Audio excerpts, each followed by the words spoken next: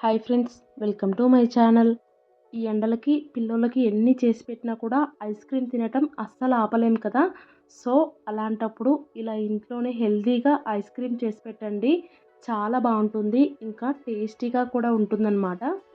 ఇంట్లోనే హెల్తీగా మన చేతులతో చేసి పెట్టామంటే ఆ హ్యాపీనెస్సే వేరు కదండి. చాలా సింపుల్ ప్రాసెస్లో అయితే చూపించానండి. వీడియోనైతే స్కిప్ చేయకుండా చివరి వరకు చూడండి. అలాగే ఎవరైనా ఫస్ట్ టైం ఛానల్ చూస్తున్న వాళ్ళు ఉంటే ఛానల్ని సబ్స్క్రైబ్ చేసుకొని పక్కనే ఉన్న బెల్ సింబల్ని యాక్టివేట్ చేసి పెట్టుకోండి. ఐస్ క్రీమ్ చేసుకోవడం కోసం ముందుగా గ్యాస్ పైన ఒక ప్యాన్ పెట్టుకొని ఒక చిన్న గ్లాస్తో ఒక హాఫ్ గ్లాస్ నీళ్లు వేసుకోండి. తర్వాత ఒక హాఫ్ లీటర్ చిక్కటి పాలు వేసుకోవాలి. ఇలా ఫస్ట్ కొద్దిగా నీళ్లు వేసుకొని పాలు వేసుకోవటం వల్ల పాలు అయితే ప్యాన్కి అంటుకుపోకుండా ఉంటాయండి. ఇప్పుడు అందులోనే ఒక 2 స్పూన్లు కార్న్ఫ్లోర్, అలాగే ఒక పావు కప్పు మిల్క్ పౌడర్ వేసుకోండి. మిల్క్ పౌడర్ వేసుకుంటేనే ఐస్ క్రీమ్ టేస్ట్ అనేది చాలా బాగుంటుందండి. అలాగే స్వీట్నెస్ కోసం ఒక 3 స్పూన్లు షుగర్ అయితే వేసుకోండి. ఇవన్నీ వేసుకున్న తర్వాత విస్కర్ తీసుకొని అన్నీ కూడా పాలల్లో కలిసిపోయేలాగా బాగా కలిపేసుకోవాలి. కొద్దిసేపు ఇలాగే బాగా కలుపుకుంటూ ఉన్నారంటే మిల్క్ పౌడర్ మొత్తం కరిగిపోయి పాలల్లో కలిసిపోతుందన్నమాట. ఇలా కలిసిపోయిన తర్వాత గ్యాస్ని అయితే ఆన్ చేసుకోవాలి.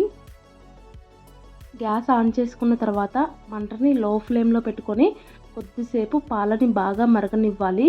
పాలు మరగడం స్టార్ట్ అయిన తర్వాత మధ్య మధ్యలో విస్కర్తో కలుపుకుంటూ ఉండండి.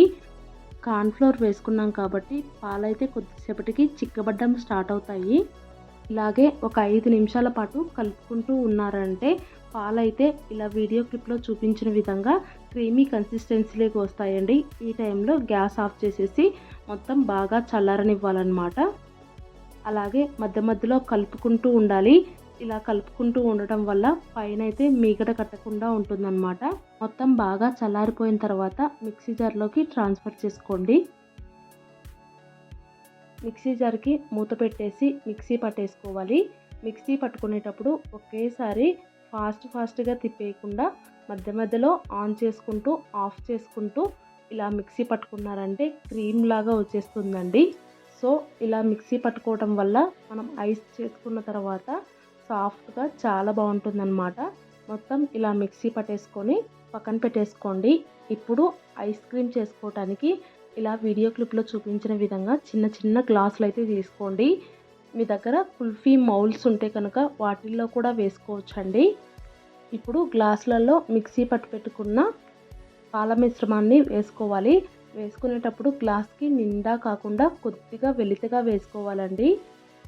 ఇలా అన్ని గ్లాసుల్లో ఫిల్ చేసుకున్న తర్వాత మీ దగ్గర ఉంటే కనుక పైనుంచి సన్నగా కట్ చేసి పెట్టుకున్న డ్రై ఫ్రూట్స్ అయితే వేసుకోవచ్చు. ఇలా ఫిల్ చేసుకొని పైనుంచి అల్యూమినియం ఫాయిల్తో గ్లాస్ని అయితే క్లోజ్ చేయాలి.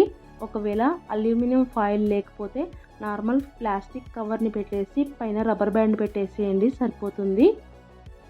ఇలా అన్ని గ్లాసులకి అల్యూమినియం ఫాయిల్తో క్లోజ్ చేసిన తర్వాత ఫ్రిడ్జ్లో పెట్టుకోవడానికి అన్నింటినీ ఒక ప్లేట్లో పెట్టేసుకోండి. ఇప్పుడు అల్యూమినియం ఫాయిల్కి ఒక కత్తి తీసుకొని ఐస్ క్రీమ్ స్టిక్ పట్టేమైన హోల్ అయితే పెట్టేసుకోవాలి. ఇలా హోల్ పెట్టుకున్న తర్వాత పైనుంచి ఒక్కొక్క గ్లాస్లో ఒక్కొక్క ఐస్ క్రీమ్ స్టిక్ పెట్టేయండి. ఇలాగే అన్ని గ్లాసులలో పెట్టేసుకొని ఒక నైట్ మొత్తం డీప్ ఫ్రిడ్జ్లో పెట్టేయాలండి.